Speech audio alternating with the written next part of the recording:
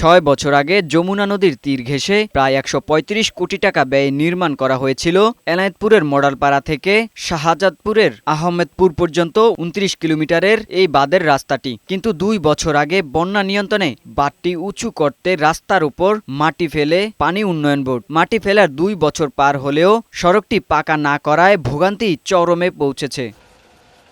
সড়কটির বেহাল দশার কারণে প্রতিনিয়ত ঘটছে ছোট বড় দুর্ঘটনা। গুরুত্বপূর্ণ এই রাস্তা দিয়ে প্রতিদিন ২ উপজেলার ২০টি গ্রামের কয়েক হাজার মানুষ চলাচল করে। সবচেয়ে বেশি বিপাকে পড়েছেন এনায়েতপুরের হাসপাতালে আসা রোগী এবং স্কুল কলেজের শিক্ষার্থীরা।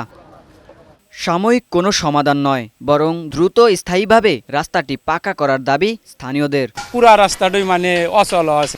ভ্যান গাড়ি দিয়ে যাইবার নইলে গাড়ি উল্টে যায়, গাড়ি ঘোড়া নিয়ে যাওয়ার মতো কোনো পরিবেশ নাই।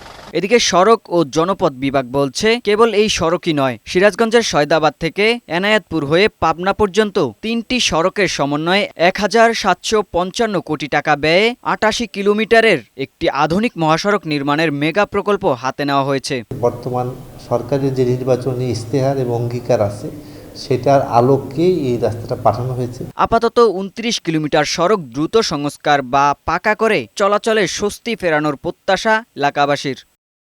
মুনসুর আলম, বৈশাখী সংবাদ।